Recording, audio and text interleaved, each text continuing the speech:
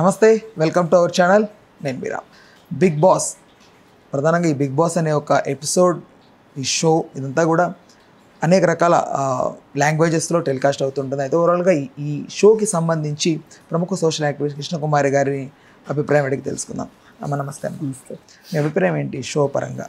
Show అంటే ఏంటి మీ దృష్టిలో? నా దృష్టిలో నేను ఎప్పుడు కొండబద్దలు కొట్టినట్టు చెప్తూ ఉంటాను, బిగ్ బాస్ షో ఇది కరెక్ట్ అయిన కాన్సెప్ట్ కాదు. అది ఒక పచ్చిగా చెప్పాలంటే అది ఒక బ్రోతల్ హౌస్ అని చెప్పి మా సిపిఐ నారాయణ గారు కూడా అన్నారు. అందుకని చెప్పి అనడానికి ఏంటమ్మా కారణం? ఇప్పుడు 10 మంది ఒక దగ్గర ఉంటే అలా అనుకోవడం ఎంతవరకు కరెక్ట్? ఇప్పుడు మేము ఏదన్నా అన్నాము అంటే ఆధారాలు లేకుండా మాట్లాడాం. పోయినసారి బాంబేలో హిందీ బిగ్ బాస్లో సల్మాన్ ఖాన్ హోస్ట్ చేసే ఇప్పుడు ఎవరు చేస్తున్నారో తెలియదు. ఆ బిగ్ బాస్ షోలో 2 గర్ల్ ఫ్రెండ్స్ ఉన్న ఒక అతన్ని తీసుకుని వచ్చారు. అంటే ఒక ఆమె మాజీ ప్రియురాలు, ఇంకొక ఆమె ప్రస్తుత కాలంలో ప్రియురాలు.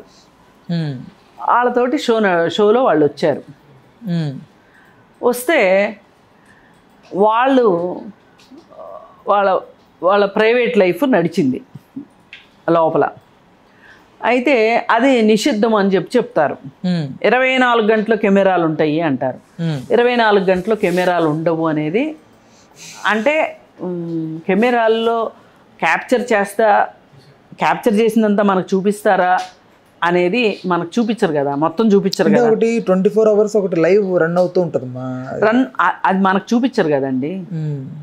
మనకేం చూపిస్తారు? ముక్కలు వాళ్ళకి టాస్క్లు ఇచ్చినప్పుడు, వాళ్ళు ఆటలాడినప్పుడు, వాళ్ళు పాటలు పాడినప్పుడు, వాళ్ళు వంటలు చేసినప్పుడు, వాళ్ళు బాత్రూమ్లు గడిగిందో ఏవో అవి చూపిస్తారు తప్పితే 24 hours చూపించరు మనకి.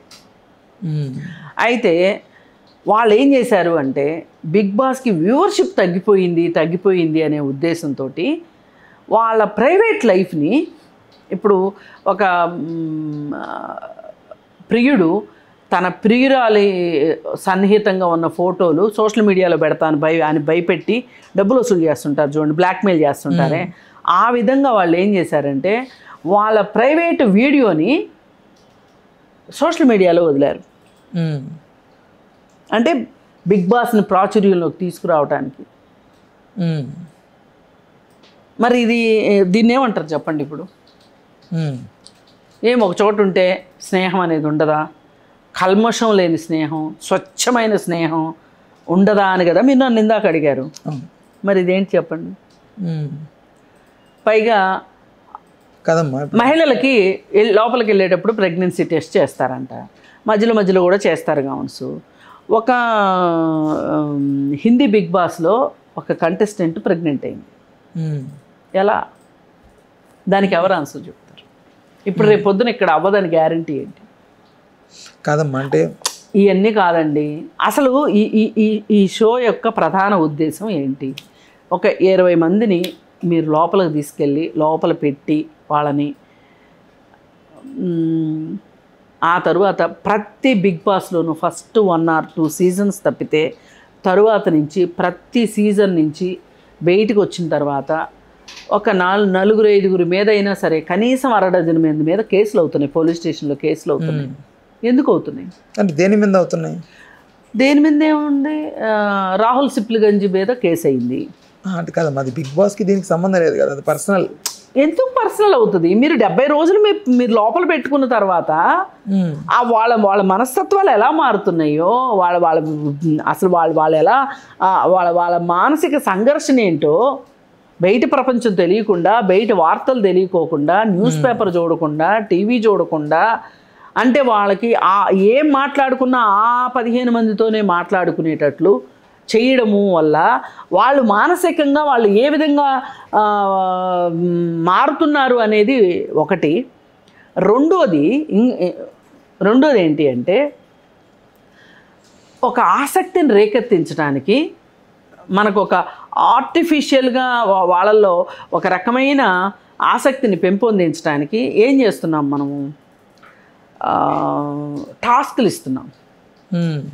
ఈ టాస్కుల్లో మొదట్లో ఒకప్పుడు ఇచ్చిన టాస్కులు వేరు, ఇప్పుడు టాస్కులు వేరు. ఎంత భయంకరంగా నీచాతి నీచంగా ఉంటున్నాయి. ఆ చిన్న చిన్న బట్టలు వేసుకుని వాళ్ళు కొట్టుకోవడము, వాళ్ళు అసలు ఒకళ్ళనొకళ్ళు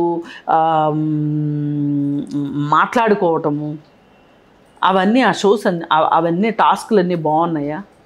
అంటే ఆసక్తిని రేకెత్తించడానికి డోసు పెంచు అనే దానికి అశ్లీలతను పెంచుతున్నారు. ఇవన్నీ పెంచుతున్నారు కదా. అసలు ఇప్పుడు ఇది ప్యూర్గా ఒక వ్యాపారం. దీని పేరు మీద పెద్ద వ్యాపారం జరుగుతుంది. ఆ వ్యాపారం ఏంటి అంటే అడ్వర్టైజ్మెంట్ల పేరుతోనో లేకపోతే వ్యూవర్షిప్ల పేరుతోనో. ఇప్పుడు ఎక్కువ మంది చూస్తేనే అడ్వర్టైజ్మెంట్లు వస్తాయి. అడ్వర్టైజ్మెంట్లు డబ్బుల కోసమే కదా చేసేది, ఏదైనా లాభాపేక్షే కదా. ఇప్పుడు ఓటీటీలకు కూడా లాభాపేక్షే కదా కావాల్సింది. అందుకే కదా వాళ్ళు ఇంకాస్త క్రైమ్ చూపిస్తున్నారు, ఇంకాస్త బ్లడ్ చూపిస్తున్నారు, ఇంకాస్త క్రైమ్ చూపిస్తున్నారు, ఇంకాస్త సెక్స్ చూపిస్తున్నారు. ఏదైనా డబ్బుల కోసమే కదా. ఇవాళ ఏ ఓటీటీ అయినా అట్లాగే తయారైంది కదమ్మా. ఇప్పుడు సినిమాల్లో కూడా ఎంతో అక్కడ చూపిస్తున్నారు, నేను కాదనట్లేదు. ఇవాళ ఆహా ఛానల్లో కొన్ని షోస్ వస్తున్నాయి. ఎంత బూతులు పచ్చి బూతులతోటి షోస్ వస్తున్నాయి. ఇప్పుడు ఇక్కడ అంతకంటే ఎక్కువే వస్తాయి, ఎక్కువే వచ్చినాయి ఇంతకుముందు కూడా. ఇప్పుడు నార్త్లో జరుగుతున్న బిగ్ బాస్ ఏదైతే బాలీవుడ్ సంబంధించి ఇండస్ట్రీలో జరుగుతుందో అది కొంచెం మోస్తరు వరకు డోస్ పెంచినా, బట్ తెలుగు బిగ్ బాస్కి వచ్చేసరికి అంత వల్గారిటీకి ఉండదు అనేది. మీరు అట్లా అనుకోవద్దు. మీరు కావాలంటే రెగ్యులర్గా మీరు చూడండి. నేను కూడా రెగ్యులర్గా అసలు చూడను. ఏదైనా సోషల్ మీడియాలో ఇలా జరుగుతుంది అన్న దాన్ని చూసి నేను మాట్లాడతాను తప్పితే నేను ఏ రోజు బిగ్ బాస్ చూడను, నేను ఏ రోజు జబర్దస్త్. అంటే తప్పిదం ఎవరిది అంటారు? స్టార్ వాళ్ళదా, ఆ కంపెనీ వాళ్ళదా, లేకపోతే మా టీవీ వాళ్ళదా? స్టార్ ఏంటి, మా ఏంటి? స్టార్ అది వేరు, అది డబ్బులే కదా వాళ్ళకి కావాల్సింది. ఎవరైనా సరే డబ్బులే కదా. ఇప్పుడు మనకి ఈ షో ఉద్దేశం ఏంటి? ఈ షో వల్ల ఈ సొసైటీకి, యూత్కి, చూసే వాళ్ళకి ఎవరికైనా సరే, అది యూతా, పిల్లల, పెద్దవాళ్ళ, ఏం నేర్చుకుంటున్నారు అనేది కావాలి మనకి ఇక్కడ.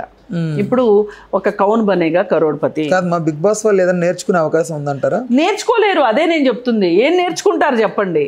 నేర్చుకోలేరు కదా, మరి ఏం ప్రాబ్లము? మంచి నేర్చుకోలేరు, చెడు నేర్చుకుంటారు అంటున్నాను నేను.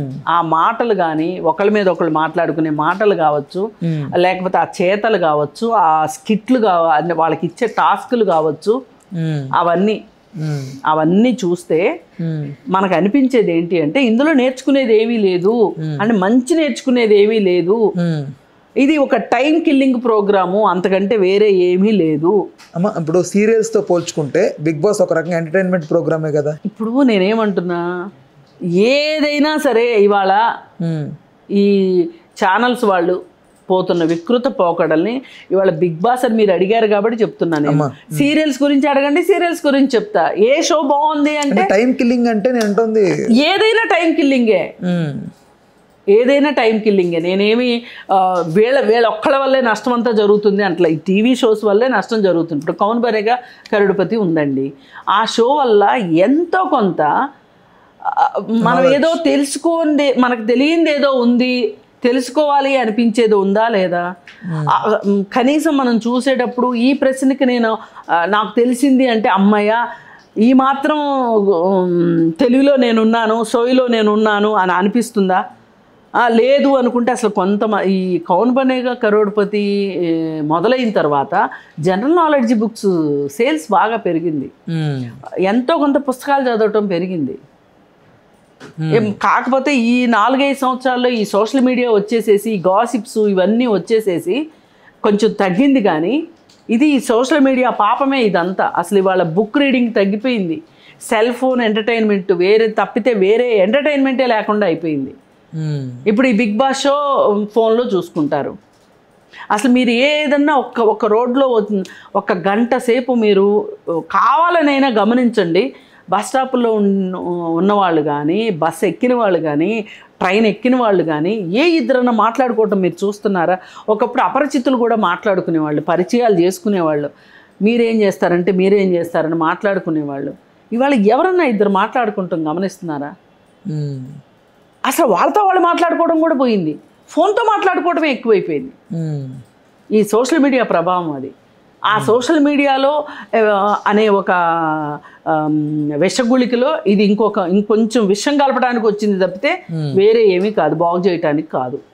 నేను ఏదైనా ఒక కొత్త మార్గాన్ని చూపించండి, కొత్త ఆలోచన విధానాన్ని రేకెత్తించండి అనే దానికి అది విజ్ఞానం వైపా, వినోదం వైపా, వికాసం వైపా అనేది ఉండాలి తప్పితే